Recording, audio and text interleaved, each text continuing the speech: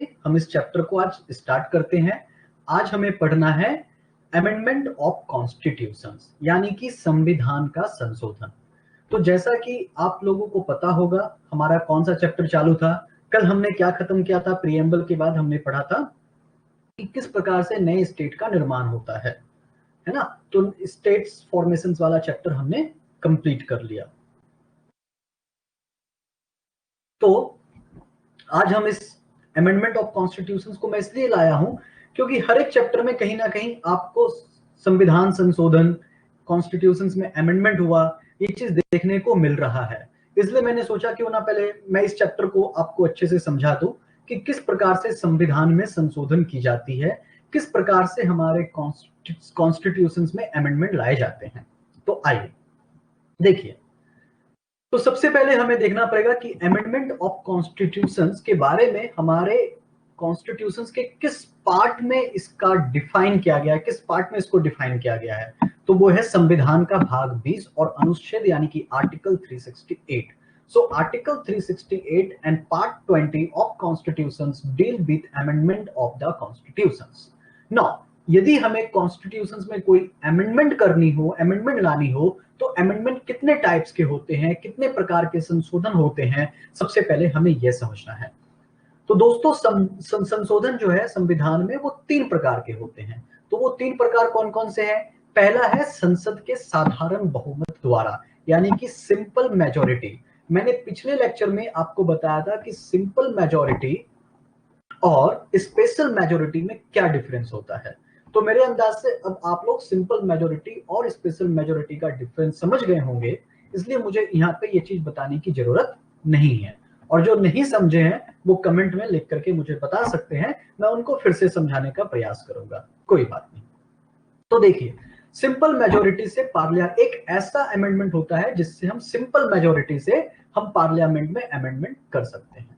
तो उसमें क्या क्या हो सकता है, उस अमेंडमेंट में क्या आएगा? लास्ट चैप्टर ही हमने पढ़ा था कि एडमिशन और एस्टैब्लिशमेंट ऑफ न्यू स्टेट, यानी कि ऐसे जो संशोधन जो साधारण बहुमत के द्वारा किए जा सकते हैं, उसमें से एग्जाम्पल के तौर पे क्या हो सकता है? नए राज्यों का प्रवेश या फिर नए राज्यों की गठन करने की प्रक्रिया, नागरिकता को प्राप्त करने की या नागरिकता को समाप्त करने की प्रक्रिया, संसद के सदस्यों का वेतन और भत्तों को बढ़ाने की प्रक्रिया। ये सारी प्रक्रियाएं जो है साधारण बहुमत के द्वारा संविधान में संशोधन किया जा सकता है। तो क्या सिर्फ यही 3 है? नहीं, बाकी भी बहुत कुछ है जिसके बारे में मैं बता नहीं रहा हूं क्योंकि उसमें कोई कॉन्सेप्ट नहीं है बताने के जैसा। जब आप लक्ष्मीकांत की बुक खोलेंगे तो उसमें 10-12 चीजें लिखी रहेगी, 10-12 एग्जाम्पल आपको दिए रहेंगे। वो सारी चीजें जो है संसद में साधारण बहुमत से यानी कि सिंपल मेजोरिटी से वो अमेंडमेंट लाई जा सकती है। ध्यान देने वाली बात यह है कि पार्लियामेंट में जो अमेंडमेंट होता है या कॉन्स्टिट्यूशन में जो अमेंडमेंट किया जाता है पार्लियामेंट के थ्रू, ज्यादातर ऐसे ही अमेंडमेंट होते हैं जो कि सिंपल मेजोरिटी ना होकर के स्पेशल मेजोरिटी से होते हैं। ठीक है? और स्पेशल मेजोरिटी यानी कि इसमें जरूर कोई ऐसे प्रोविजंस होंगे जो कि कुछ स्पेशली डिफाइन होंगे, जैसे कि फॉर एग्जांपल के लिए चेंजेस इन फंडामेंटल राइट्स, यानी कि मूल अधिकारों में परिवर्तन। जैसा कि आपको पता है कि मूल अधिकार जो है काफी ब्रॉड कॉन्सेप्ट है मूल अधिकार का, और इसमें चेंजेस लाने के लिए हमारे पार्लियामेंट में सिंपल मेजोरिटी से ये बिल पास करनी होती है। सबसे समझने वाली बात यह है कि जो आर्टिकल 368 है, इसमें हम जो भी संशोधन कर रहे हैं, जो भी अमेंडमेंट कर रहे हैं, उसे हमें यह ध्यान में रखना होगा कि हम ऐसा ही अमेंडमेंट करें जिससे हमारे कॉन्स्टिट्यूशन के बेसिक स्ट्रक्चर को कुछ इफेक्ट ना हो। तो बेसिक स्ट्रक्चर को डिफाइन किया गया है क्या कॉन्स्टिट्यूशन में? जवाब है नहीं। कॉन्स्टिट्यूशन में संविधान की बेसिक स्ट्रक्चर क्या होगी, इसी को डिफाइन नहीं किया गया है। लेकिन बेसिक स्ट्रक्चर में हम ये मान के चलते हैं कि हमारा कॉन्स्टिट्यूशन ये कहता है कि हमारी कंट्री जो है वो कैसी है? डेमोक्रेटिक रिपब्लिक है। कैसी है? धर्मनिरपेक्ष है, सेक्युलर है। तो ये सारे जो है हमारे कॉन्स्टिट्यूशन के बेसिक स्ट्रक्चर है, इसमें चेंजेस करने की कोई भी संभावना नहीं है।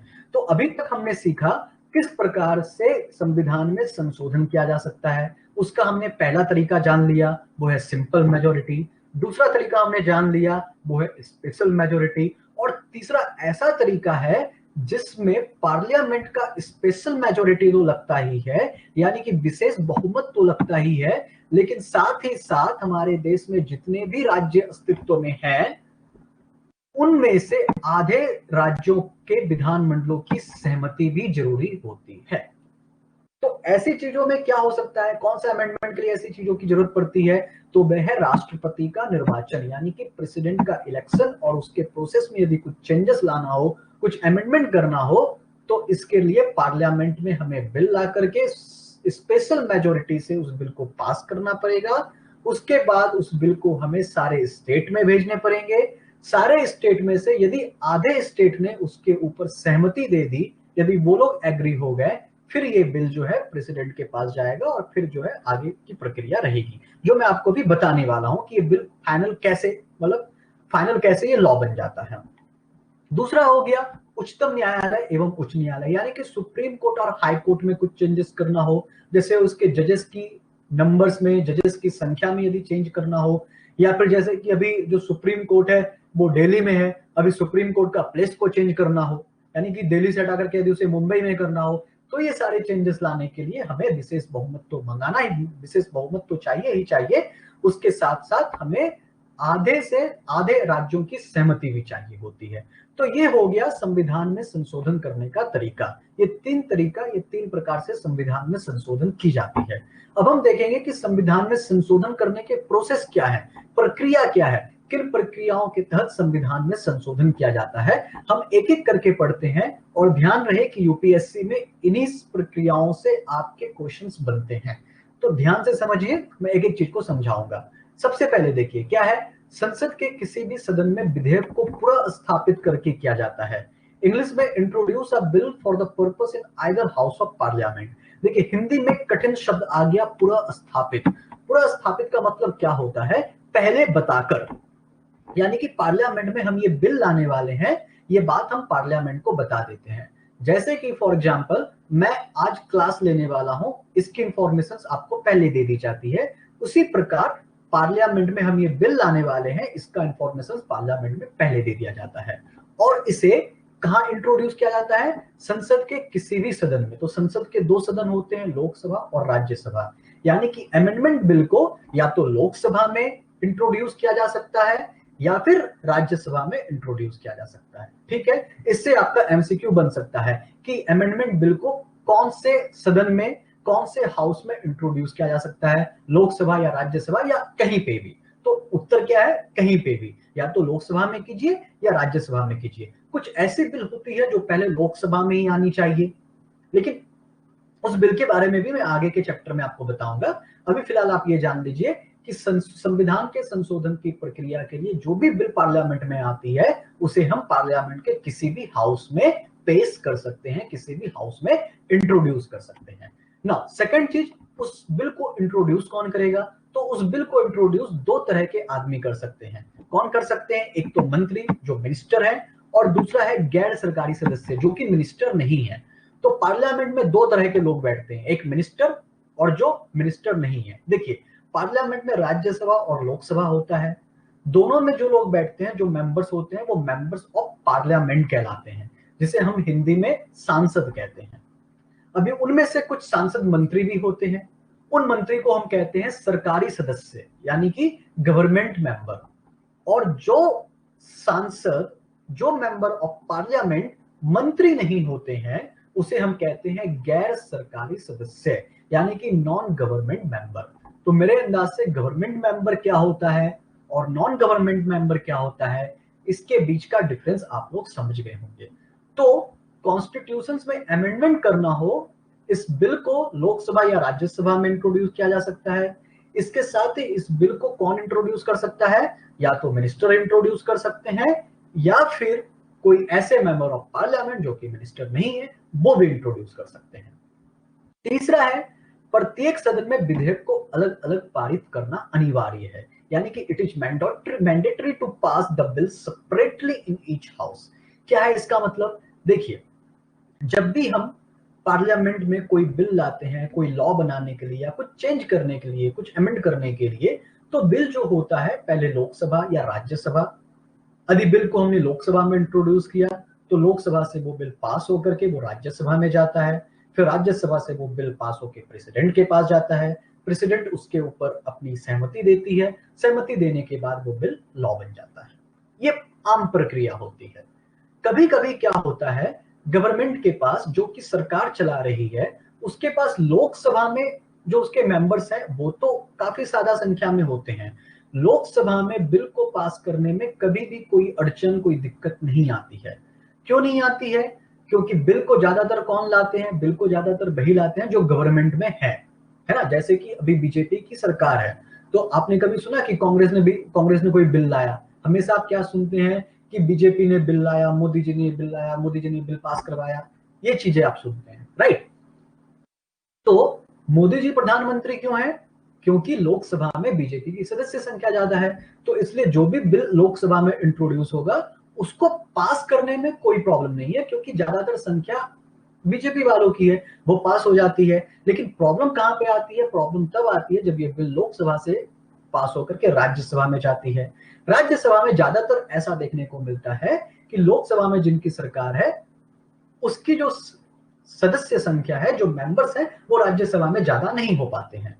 तो वहां पे जो विपक्ष के जो पार्टी है, जो विरोधी पार्टी है, वो उस बिल को रोक लेते हैं, वो उस बिल में वोट उसके अगेंस्ट करते हैं, इसलिए वो बिल पास नहीं हो पाता है। तो जब ऐसी कभी स्थिति पैदा होती है, जब कभी मिनिस्टर को लगता है, जब कभी सरकार को लगता है कि यार हमारा बिल लोकसभा से पास हो जाएगा लेकिन राज्यसभा में हमारा बिल जा नहीं पाए, राज्यसभा से पास नहीं हो पाएगा, तो ऐसे सिचुएशन में वो प्रेसिडेंट को एडवाइस करते हैं, पीएम, कि हमें एक ज्वाइंट सिटिंग बुलाया जाए। तो ज्वाइंट सिटिंग में क्या होता है, लोकसभा और राज्यसभा को एक साथ बैठा करके बिल पास करवाया जाता है। अब ये होता कैसे है? एक एग्जांपल के तौर पे आप समझ लीजिए, मान लीजिए कि लोकसभा में सदस्य की संख्या है 100। हालांकि 100 नहीं है, मैं जस्ट आपको समझाने के लिए बता रहा हूं। ये लोकसभा है और लोकसभा में जो मेंबर है वो है 100, और राज्यसभा में मान के चलिए 60 मेंबर है। ठीक है, टोटल मेंबर 60 है। अभी देखिए, लोकसभा में 100 टोटल मेंबर है, इसमें से सरकार उन्हीं की होगी जिनके पास कम से कम 51 सीट होंगे। तो जब भी कोई बिल आएगा यहाँ पे, तो ये बिल पास ऑटोमेटिक हो जाएगा, क्योंकि कोई भी बिल पास होने के लिए मैक्सिमम कितना वोट चाहिए? 51। तो 51 तो वो उनके पास है, तो ये बिल पास हो जाएगा। लेकिन मान लीजिए कि राज्यसभा में 60 में से सिर्फ 10 मेंबर ऐसे हैं जो इस पार्टी के हैं, यानी कि 51 मेंबर्स जिनकी लोकसभा में पार्टी है, उन्हीं के मेंबर इसमें है। बाकी 50 विरोधी दल के लोग हैं। बाकी 50 क्या है? विरोधी दल के लोग हैं। तो जब भी ये बिल यहाँ पे आएगा राज्यसभा में, उनमें से 10 लोग तो पास कर ही देंगे, कोई दिक्कत नहीं है। बाकी बचे 50 लोग, उनमें से 50 लोगों में से कुछ लोगों को ये मना लेंगे कि ये बिल आप पास होने दो, इस बिल के ऊपर आप वोटिंग कर दो, इस बिल के अगेंस्ट वोटिंग मत करना। तो होता है, ऐसी भी स्थिति पैदा होती है कि ये जो है वो वहां के लोगों को, सदस्यों को समझा लेते हैं कि आप इस बिल के अगेंस्ट वोटिंग नहीं करना। लेकिन कभी कभी जब बिल के अगेंस्ट वोटिंग हो जाती है, तो क्या होता है, ये बिल राज्यसभा से पास नहीं हो पाता है। तो जब ये बिल राज्यसभा से पास नहीं होता है, तो फिर से वापस लोकसभा में चला जाता है। तो ऐसी सिचुएशन से बचने के लिए प्रधानमंत्री क्या करते हैं, या मिनिस्टर्स क्या करते हैं, वो पहले ही प्रेसिडेंट को ये बता देते हैं कि हम ये बिल ला रहे हैं और ये बिल अनिवार्य है, लेकिन ये हमें लगता है कि राज्यसभा में ये बिल पास नहीं हो पाएगा, आपसी मतभेद है लोगों के बीच में, तो ज्वाइंट सिटिंग बुलाया जाए। तो ज्वाइंट सिटिंग में क्या होता है, 100 मेंबर इसके और 60 मेंबर इसके, यानी कि टोटल कितने हो गए? 160 मेंबर बैठ करके वोटिंग करते हैं। अभी 160 में कौन जीतेगा? यानी जिनके पास कम से कम 81 सीट्स होंगे, 81 जिनके पक्ष में वोट पड़ेंगे, तो इनके पास 51 है प्लस 10 है, यानी 61 है। कितना बचा रह गया? सिर्फ 20 बचा रह गया। तो इसमें ये बिल पास होने में ज्यादा आसानी होती है। इसको कहते हैं ज्वाइंट सिटिंग। ठीक है, तो मेरे अंदाज से आपको ज्वाइंट सिटिंग समझ में आ गया होगा। लेकिन मैं ये चीज आपको इसलिए समझाया क्योंकि संविधान संशोधन की प्रक्रिया में, अमेंडमेंट की प्रक्रिया में, ये ज्वाइंट सिटिंग वाला कॉन्सेप्ट नहीं चलता है। यानी इस बिल को पहले लोकसभा में या राज्यसभा में लाया जाएगा, पास करवाया जाएगा, और जब ये बिल यहां से पास हो जाएगा तो ये बिल राज्यसभा में जाएगा और राज्यसभा से पास होगा। यानी अलग अलग हमें ये पास करवाना है। पहले राज्यसभा में ले आओ, फिर लोकसभा से पास करवाओ, लोकसभा में ले आओ, पास करवाओ, फिर राज्यसभा में ले आओ, फिर पास करवाओ। इस तरह से ये कॉन्सेप्ट चलता है। यहाँ पे ज्वाइंट सिटिंग वाला कॉन्सेप्ट नहीं आता है। तो आपने ये प्रक्रिया समझ ली, तो फर्स्ट सेकंड थर्ड हमने बता दिया, और 3 देख लीजिए। समझ लीजिए कि बिल जो है पास हो गया लोकसभा से और राज्यसभा से। जब ये बिल लोकसभा और राज्यसभा से पास हो गया तो ये बिल जाता है प्रेसिडेंट के पास।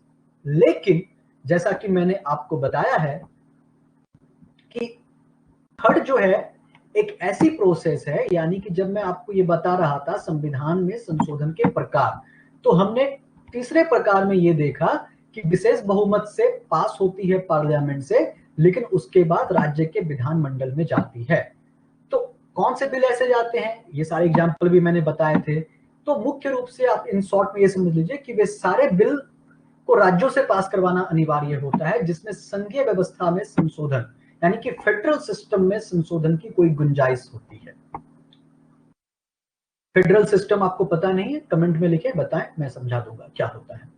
तो मान लीजिए कि ये एक ऐसा ही बिल था जो कि लोकसभा से पास हुआ, राज्यसभा से पास हुआ, लेकिन उसमें उसे ये बिल को हमें स्टेट के लेजिस्लेचर में भी भेजना है।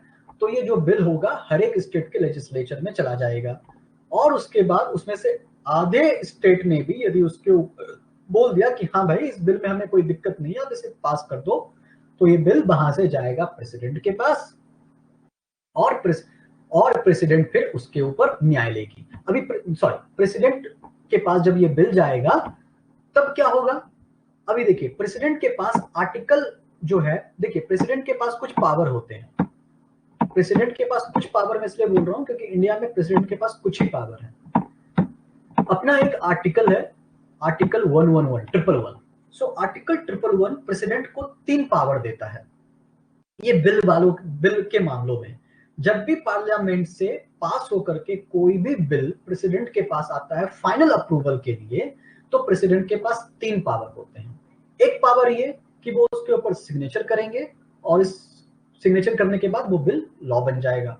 दूसरा ये, उस बिल को वो अपने पास रख लेंगे, उस बिल में वो कोई एक्शन नहीं करेंगे और कोई उसके ऊपर ये उंगली नहीं उठाएगा कि भाई आपने कुछ एक्शन क्यों नहीं लिया।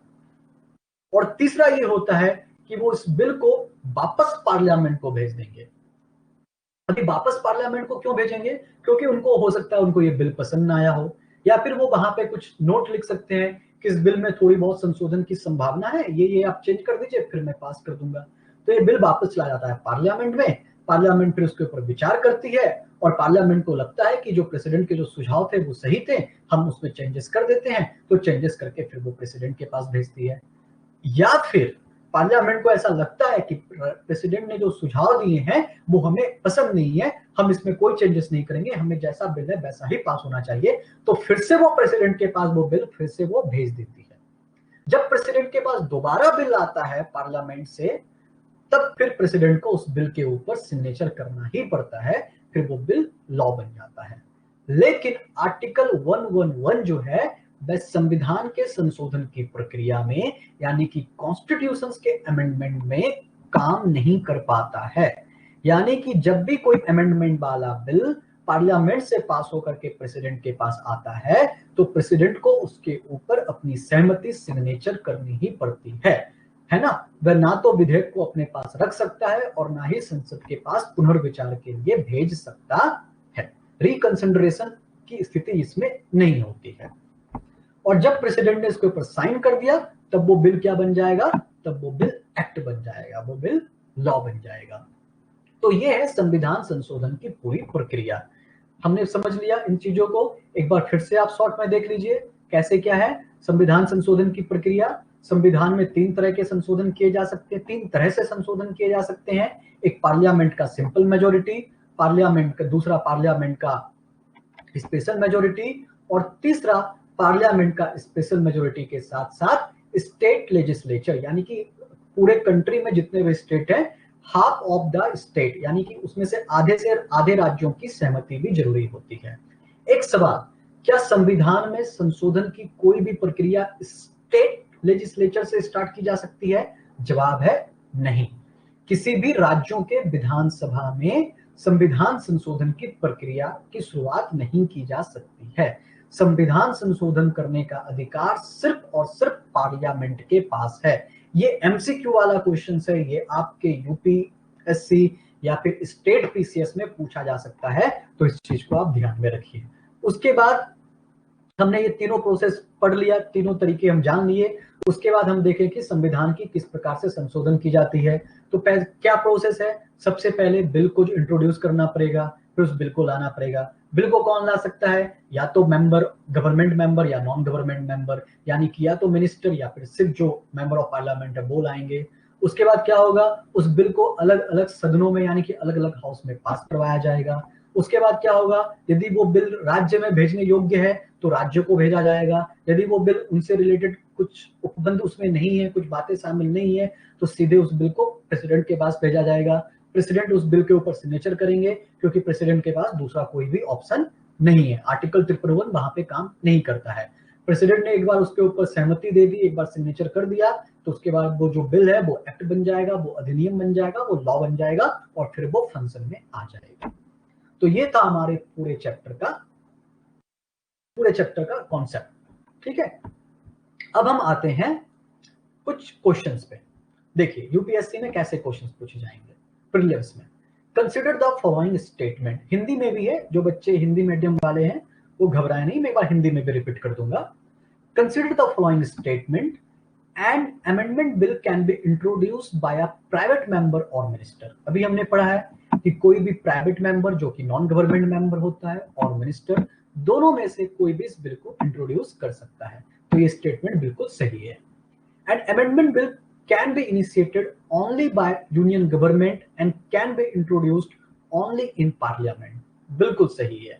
अमेंडमेंट बिल जो है वो सिर्फ और सिर्फ यूनियन गवर्नमेंट ही इनिशिएट कर सकती है और उसको जो है इंट्रोड्यूस केवल पार्लियामेंट में होता है। यानी कि स्टेट गवर्नमेंट कभी भी अमेंडमेंट बिल को इंट्रोड्यूस नहीं कर सकती और ना ही अमेंडमेंट बिल स्टेट लेजिस्लेचर में इंट्रोड्यूस हो सकता है। तो ये भी सही है। And amendment bill after being passed duly and sent to the president itself is sent by the president. बिल्कुल, प्रेसिडेंट का इसके ऊपर कुछ अधिकार नहीं है। एक बार जब वो पार्लियामेंट से पास हो गया तो प्रेसिडेंट को अपनी सहमति, अपने एसेंट देने पड़ते हैं। फोर्थ है, an amendment bill can be initiated by state only if there state assembly have a special majority. ऐसी मैंने कोई भी बात आपको पढ़ाई है? नहीं पढ़ाई है। Amendment bill can be initiated state only, बिल्कुल भी नहीं, स्टेट में तो वो इनिशिएट किया ही नहीं जा सकता है। हमने ये चीज सेकंड ऑप्शन में ही सीख लिया। उसके बाद और भी कुछ इसमें जुड़ा हुआ है। क्या जुड़ा हुआ है?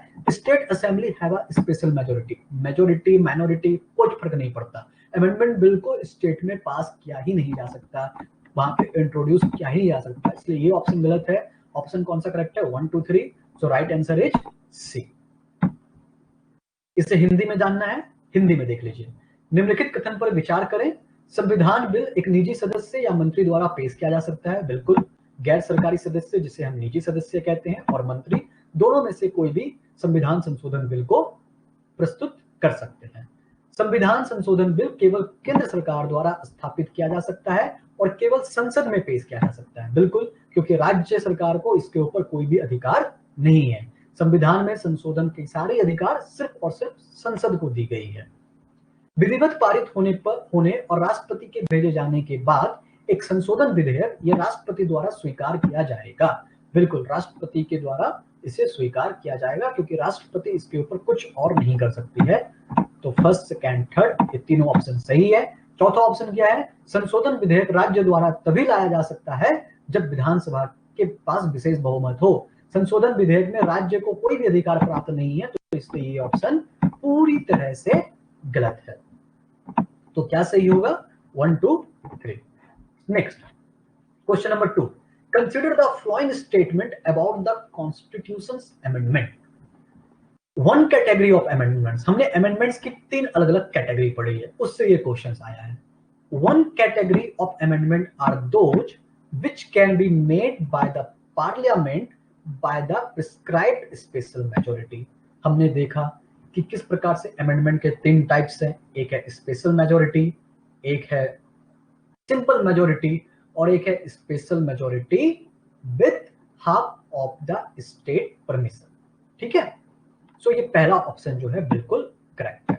सेकंड ऑप्शन क्या है? The second category of amendment require ratification bye at least 2/3 of state legislature after being passed by special majority by each house of parliament. देखिए यूपीएससी का बहुत ही फेवरेट तरीका है इस टाइप के घुमावदार क्वेश्चन पूछने का। ये जो सेकंड स्टेटमेंट आप देख रहे हैं इसमें कुछ बातें सही और कुछ बातें गलत है। तो बातें सही क्या है? बातें सही ये है कि सेकंड टाइप की जो कैटेगरी है या फिर जो दूसरी कैटेगरी है वो ये कहती है कि यदि पार्लियामेंट के स्पेशल मेजोरिटी से बिल पास होता है तो उस बिल को फिर से हम स्टेट लेजिस्लेचर के पास भेजते हैं और स्टेट जितने भी हम स्टेट के पास भेजे हैं, मतलब जितने भी इंडिया में स्टेट हैं, उसमें से आधे स्टेट की उसके ऊपर रेटिफिकेशन यानी कि सहमति आनी चाहिए। ये बात हमने पढ़ा है, लेकिन यहाँ पे वर्ड क्या डाला है? एटलीस्ट 2/3। 2/3 वाला कॉन्सेप्ट हमने कभी पढ़ा है क्या? नहीं पढ़ा है ना? मैंने नहीं पढ़ा है आपको। तो ध्यान रखिए कि इंडियन पॉलिटी के पूरे कोर्स में आपको जो मैं पढ़ा रहा हूं, जो बातें आपको मैं समझा रहा हूं, इससे संबंधित कोई क्वेश्चंस आए तभी वो सही होगा। इसके अलावा कुछ और पूछ ले, जैसे कि मैंने पढ़ाया हा और यहाँ पे आया एटलीस्ट 2 और इसे आपने कभी पढ़ा भी नहीं है, तो मान लीजिए समझ जाइए कि ये जो स्टेटमेंट है ये पूरी तरह से गलत है, क्योंकि आपके दिमाग में कहीं ना कहीं एग्जाम के टाइम पे ये घुस जाएगा, यार एटलीस्ट 2/3 लिखा हुआ है यहाँ पे, हमने कुछ गलत तो नहीं पढ़ लिया था, हो सकता है यही सही होगा। ऐसी गलती ना कीजिएगा। ये ध्यान रखिएगा कि जो चीजें आपने पढ़ी है अच्छे से पढ़ी हो तो, और जो चीजें मैंने आपको पढ़ाया है, जो स्टेटमेंट आपको मैं बता रहा हूं, उसके अलावा कुछ भी हुल जुलूल सा स्टेटमेंट आ जाए तो आप समझ जाइए वो गलत है। Which of the above statement is correct? Only one. Hindi में इस प्रश्न को देख लीजिए, संविधान संशोधन के बारे में निम्नलिखित कथनों पर विचार कीजिए। तो देखिए, तो हमने संविधान संशोधन की 3 प्रकार की 3 श्रेणी पढ़ी है। एक में जो है सिंपल मेजोरिटी से यानी कि साधारण बहुमत से संविधान में संशोधन किया जाता है हमारे पार्लियामेंट में, हमारे संसद में। दूसरा है स्पेशल मेजोरिटी यानी विशेष बहुमत से, और तीसरा है स्पेशल मेजोरिटी के साथ साथ आधे राज्यों की सहमति से। अभी उसी से संबंधित ये प्रश्न इस पे है। संशोधन की एक श्रेणी वे है जो संसद द्वारा निर्धारित विशेष बहुमत द्वारा बनाई जाती है, हमने पढ़ा है इसलिए सही है। संशोधन की दूसरी श्रेणी के लिए संसद के प्रत्येक सदन द्वारा विशेष बहुमत से पारित होने के बाद, यहां तक ये सही है, विशेष बहुमत से पारित होने के बाद कम से कम 2/3, ये जो चीजें हैं ये गलत है। कम से कम 2/3 नहीं है, सिर्फ आधे राज्य की विधानसभाओं का अनुसमर्थन की आवश्यकता होती है। यदि यहाँ पे आधे राज्य आते तो ये सही होता, अब यहाँ पे कम से कम 2/3 आ गए इसलिए ये गलत है। तो कौन से कथन सही होंगे? सिर्फ एक, पहला कथन सही होगा। ये क्वेश्चन, इस टाइप के क्वेश्चंस आपको यूपीएससी के प्रीलिम्स में या फिर आपको ईपीएफओ के एग्जाम्स में या फिर आपको सीडीएस के एग्जाम्स में पूछे जा सकते हैं। यानी वो सारे एग्जाम्स में पूछे जा सकते हैं जो यूपीएससी कंडक्ट करती है या फिर जो स्टेट पीसीएस कंडक्ट करता है। अब बच गए कुछ छोटे मोटे एग्जाम्स, जैसे कि एसएससी सीजीएल हो गया या फिर रेलवे का एग्जाम हो गया। उसमें किस तरह के प्रश्न आते हैं? उसमें डायरेक्ट क्वेश्चन आते हैं, कोई घुमावदार नहीं, सीधा प्रश्न सीधा आंसर। जैसे कि ये है, the amendment of constitution can be initiated in, यानी कि संविधान का संशोधन निम्नलिखित में से किस में शुरू किया जा सकता है, कहां पे शुरू किया जा सकता है? लोकसभा में, राज्यसभा में या राज्य की विधानसभाओं में। कितनी बार मैं बता चुका हूं, कितनी बार ये बातें रिपीट हो चुकी है कि संविधान संशोधन की कोई भी शक्ति राज्य के विधायक को, राज्य की विधानसभा को नहीं होती, शक्ति सिर्फ और सिर्फ संसद में होती है। संसद लोकसभा और राज्यसभा और राष्ट्रपति से मिलकर बनता है, तो लोकसभा और राज्यसभा का ऑप्शन है, तो इसलिए यहाँ पे कौन सही होगा? Only 1 and 2। तो इस प्रकार से हमारा जो ये चैप्टर था आर्टिकल 368 संविधान में संशोधन, अमेंडमेंट ऑफ कॉन्स्टिट्यूशन, ये पूरा यहाँ पे खत्म हो चुका है। इसमें कुछ भी आपको डाउट हो, यदि आप ये वीडियो हमारे वेबसाइट पे देख रहे हैं तो डिस्कशन फोरम में आप बता सकते हैं कुछ डाउट रह गया हो तो, या फिर व्हाट्सएप के ग्रुप चैट में आप बता सकते हैं कुछ डाउट रह गया तो। और ये जैसा कि मैं आपको पहले भी बता दिया, ये वीडियो मैं यूट्यूब पे डालने वाला हूँ, तो इसलिए जो लोग यूट्यूब पे इस वीडियो को देख रहे हैं, कुछ डाउट रहेगा तो आप हमें कमेंट में बता सकते हैं। और हमारे आप इंडियन पॉलिटी के कोर्स को यदि आपको ज्वाइन करना हो, जिसमें लगभग 75+ क्लासेस होंगी और पूरी की पूरी इंडियन पॉलिटी की सिलेबस जो कि यूपीएससी प्रीलिम्स में है और यूपीएससी में के मेंस में जीएस पेपर 2 में है, और स्टेट पीसीएस में जो भी हैं, यूपी पीसीएस के हो गए या बिहार के हो गए, झारखंड के हो गए, तो राज्यों के स्टेट पीसीएस में इंडियन पॉलिटी का जो भी सिलेबस है वो पूरा का पूरा कंप्लीट किया जाएगा। लगभग 3 महीने का ये कोर्स है। यदि आपको इसे ज्वाइन करना हो तो यूट्यूब के डिस्क्रिप्शन बॉक्स में मैंने ज्वाइनिंग की लिंक दे दी है, आप वहां से इस कोर्स को ज्वाइन कर सकते हैं। तो मिलते हैं हम अगले कोर्स में, तब तक के लिए आप सभी लोगों को बहुत बहुत शुक्रिया। फिर से यदि कुछ क्वेश्चन हो तो पूछने में बिल्कुल ना झिझके, आप सारे क्वेश्चंस पूछ सकते हैं। Thank you so much.